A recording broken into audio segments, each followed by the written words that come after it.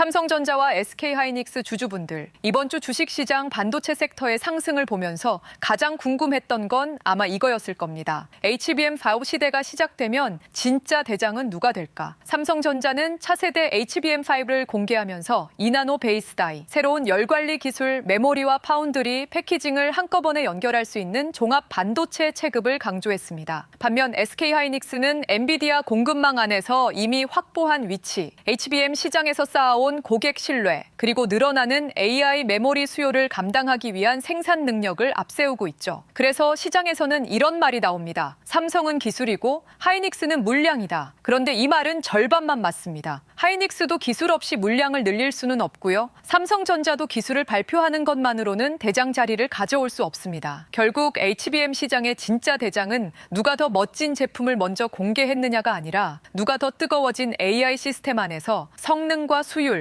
물량과 납기, 고객 신뢰까지 동시에 지키느냐로 결정될 겁니다. 오늘은 삼성전자와 SK하이닉스가 HBM4 시대를 어떤 방식으로 준비하고 있는지, 외국인이 두 종목을 왜 다르게 평가하는지, 그리고 AI 슈퍼사이클이 길어질수록 어느 쪽이 더 유리해질 수 있는지 차분하게 풀어보겠습니다. HBM4 경쟁을 이해하려면 왜 갑자기 열관리 이야기가 이렇게 커졌는지부터 봐야 합니다. AI 반도체는 갈수록 더 많은 계산을 합니다. 엔비디아 GPU의 성능이 강해질수록 옆에서 데이터를 공급하는 HBM도 더 빠르게, 더 많은 데이터를 밀어줘야 하죠. 쉽게 말하면요. GPU가 엄청난 속도로 주문을 처리하는 주방장이라면 HBM은 재료가 끊기지 않도록 계속 공급하는 주방 시스템입니다. 주방장이 아무리 빨라도 재료가 늦게 들어오면 주문은 밀릴 수밖에 없잖아요. AI 서버도 비슷합니다. GPU가 계산을 하려면 데이터가 계속 빠르게 들어와야 합니다. 그 역할을 하는 게 HBM입니다. 그런데 HBM을 더 빠르게 만들고 칩을 더 높게 쌓을수록 열이 많이 발생합니다. 열을 제대로 빼지 못하면 성능이 떨어지고 동작 안정성이 흔들리고 불량률도 올라갈 수 있어요. 그래서 HBM5부터는 누가 더 빠른 메모리를 만드느냐만큼이나 누가 열을 더 잘 빼고 베이스 다이와 패키징을 더 효율적으로 설계하느냐가 중요해지는 겁니다. 이제 HBM 경쟁은 단순 속도 경쟁이 아닙니다. 속도, 전력 효율, 열 관리, 패키징, 수율을 한꺼번에 풀어야 하는 종합 기술 경쟁으로 넘어가고 있습니다. 삼성전자가 HBM5에서 꺼낸 카드는 분명합니다. 삼성전자는 HBM5에 2나노 파운드리 공정 기반 베이스 다이를 적용하고 별도의 열 전달 경로를 활용해 발열을 더 효율적으로 낮추겠다는 방향을 보여줬습니다. 삼성전자가 강조하는 건 메모리만 잘 만드는 회사가 아니라는 점입니다. D램 코어 다이도 만들고 베이스 다이도 자사 파운드리에서 만들고 패키징까지 함께 최적화할 수 있다는 거죠. HBM이 단순한 메모리 부품이 아니라 GPU와 연결되는 시스템 부품으로 바뀔수록 이런 통합 설계 역량은 더 중요해질 수 있습니다. 삼성전자 입장에서는 HBM 시장에서 뒤늦게 따라가는 회사가 아니라 차세대 제품에서는 종합 반도체 체급으로 판을 다시 흔들겠다는 겁니다. 다만 여기서 놓치면 안 되는 게 있습니다. 기술 방향이 좋아 보인다고 해서 주가가 바로 대장주 프리미엄을 받는 건 아닙니다. 시장은 삼성전자에게 묻고 있습니다. 이 기술이 실제 고객 인증으로 이어질 수 있느냐, 양산을 시작해도 수율이 안정될 수 있느냐, 고객이 원하는 시점에 충분한 물량을 맞춰줄 수 있느냐. 삼성전자의 숙제는 기술을 발표하는 것보다 기술을 돈으로 바꾸는 데 있습니다. SK하이닉스의 카드는 조금 다릅니다. 하이닉스는 미래 기술을 말하면서도 현재 공급 우위를 더 강하게 보여주고 있습니다. 하이닉스는 이미 엔비디아의 핵심 HBM 공급사라는 이미지가 강합니다. HBM 시장에서 먼저 쌓아온 양산 경험이 있고 고객사가 요구하는 품질과 납기 기준을 맞추면서 신뢰를 만들어 왔죠. 반도체에서 고객 신뢰는 생각보다 중요합니다. 특히 AI 서버용 메모리는 조금 늦게 공급한다고 넘어갈 수 있는 제품이 아닙니다. 엔비디아 GPU 출하 일정과 맞아야 하고 패키징 일정과도 맞아야 하고 고객사의 데이터 센터 구축 일정까지 연결됩니다. 하이닉스가 현재 시장에서 높은 프리미엄을 받는 이유는 HBM을 잘 만든다는 말만 있어서가 아닙니다. 이미 고객이 필요로 하는 시점에 제품을 공급해본 기록이 있기 때문입니다. 하이닉스도 HBM 파워를 준비하면서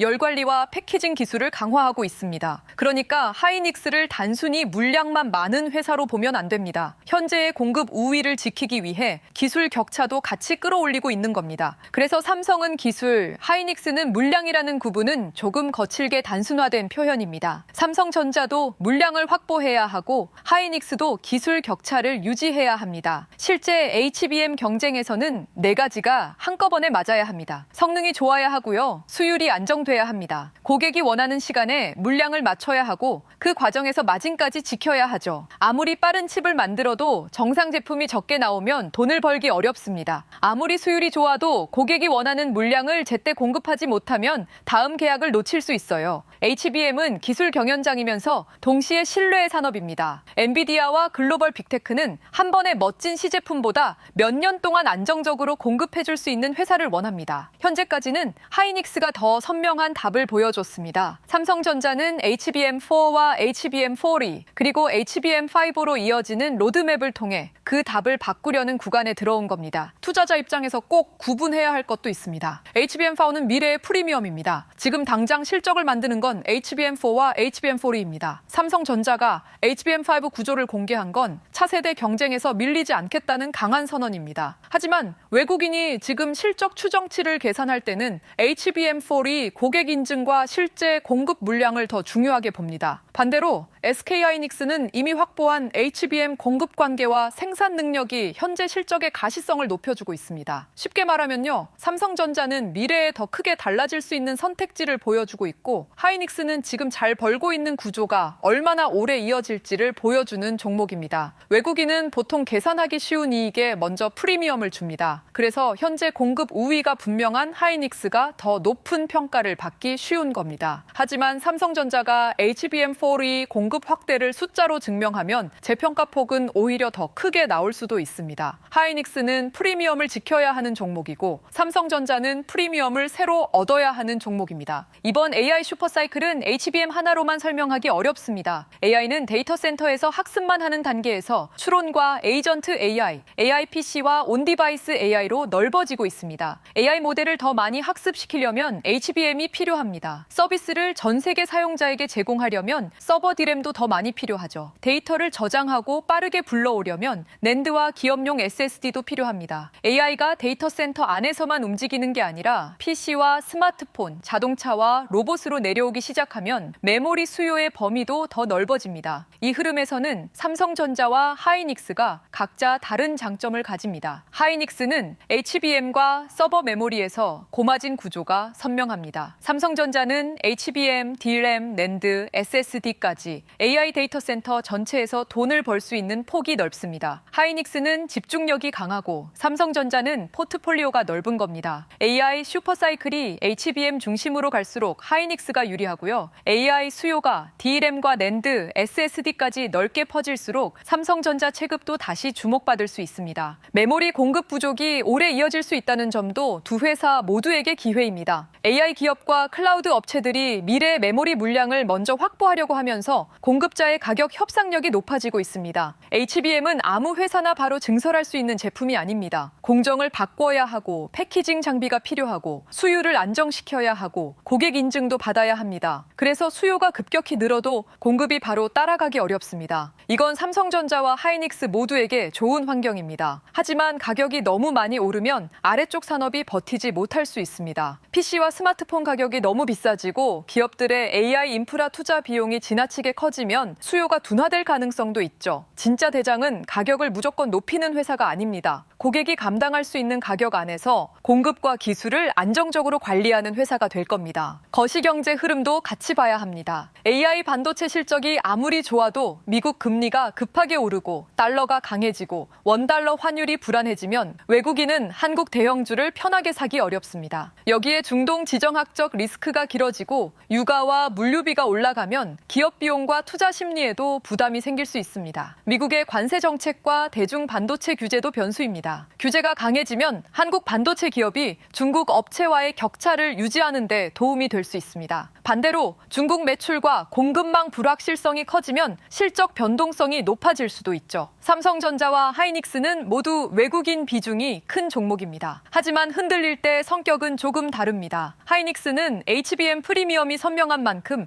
AI 기대가 흔들리면 변동성도 빠르게 커질 수 있습니다. 삼성전자는 사업이 넓고 시가총액이 크기 때문에 상대적으로 안정적으로 보일 수 있지만 외국인 매도가 몰리면 코스피 전체와 함께 압박을 받을 수 있어요. 좋은 실적과 좋은 수급은 같은 말이 아닙니다. 이번 주 시장 흐름도 꽤 흥미로웠습니다. 삼성전자와 SK하이닉스가 가는 동안 코스피는 대형주 중심으로 압박을 받았고요. 반대로 코스닥에서는 반도체 손주를 중심으로 강한 반등이 나왔습니다.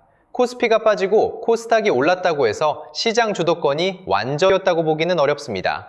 대형 반도체주가 단기 급부담에 쉬어가자 그동안 상대적으로 덜 오른 장 소재주로 돈이 이동한 순환매의 가능성이 높습니다. 이런 순환매는 강세장에서 자주 나타납니다. 너무 많이 오르면 투자자들은 다음 실적 수혜가 나타날 밸류 체인을 찾거든요. 삼성전자와 하이닉스가 돈을 많이 벌면 결국 장비와 소재에 투자할 수 있다는 계산이 붙는 거죠. 원익 IPS 상한가는 코스피 대형주에서 코스닥 장비주로 돈이 이동한 대표적인 장면이었습니다.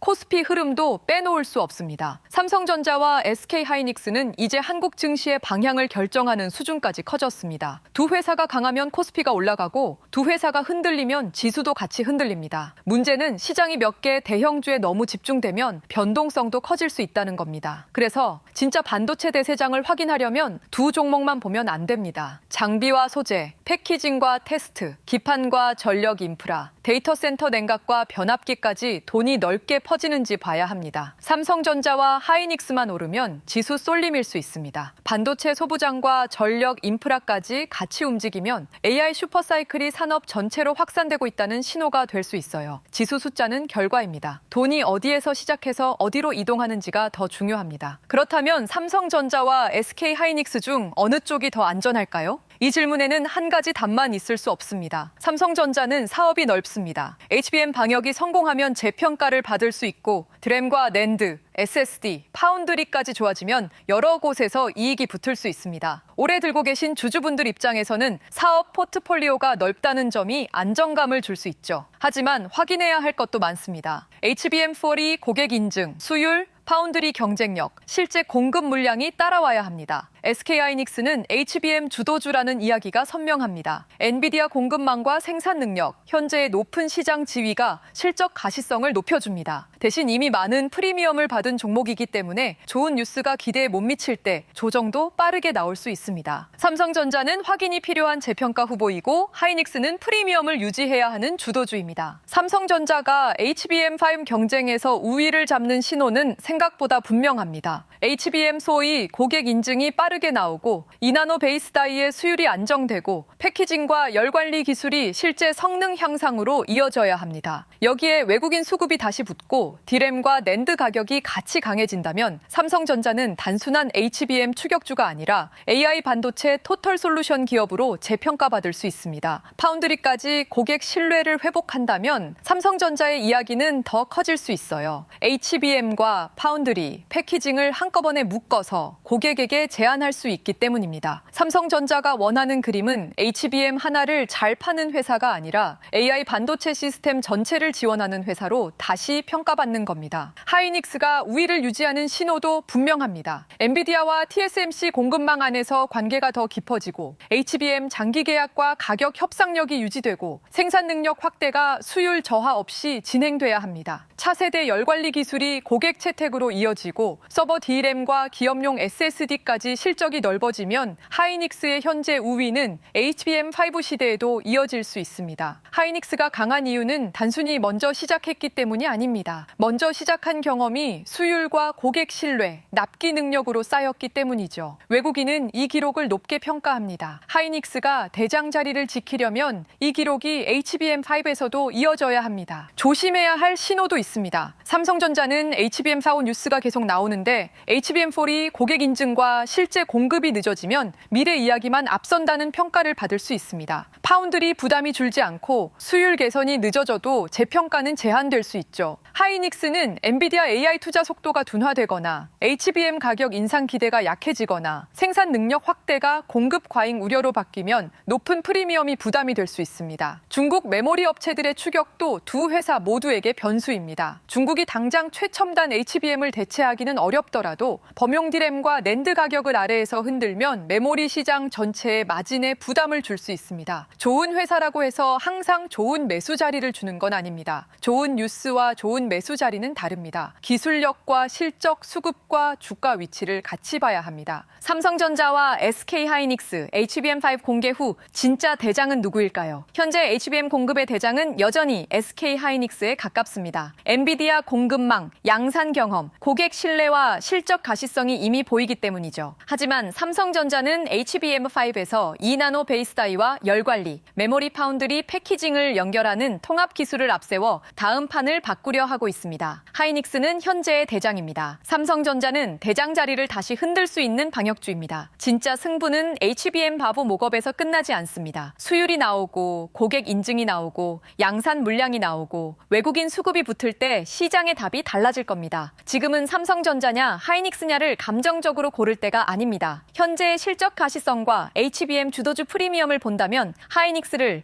HBM 반격과 종합 반도체 재평가 가능성을 본다면 삼성전자를 각자의 기준에 맞춰봐야 하는 구간입니다. 그리고 이런 돈의 흐름을 더 깊게 보고 싶은 분들은 구독과 좋아요 눌러주시고요. 영상 아래에서 무료로 배포하고 있는 전자책 코스피 8000대의 시대를 읽어보시면 됩니다. 삼성전자와 하이닉스 한 종목의 등락만 보는 게 아니라 외국인 자금이 어디에서 빠지고 어디로 들어오는지, 반도체 대장주에서 소부장과 전력 인프라로 돈이 어떻게 번지는지 보는 데 도움이 될 겁니다. 전자책은 영상 하단 더보기란의 링크를 통해 무료로 받아보실 수 있습니다. 오늘 영상은 여기서 마치고요. 다음 영상에서는 삼성전자 HBM4가 실제 실적으로 이어지려면 HBM4이 고객 인증과 수율에서 어떤 증거가 나와야 하는지 조금 더 깊게 이어서 살펴보겠습니다.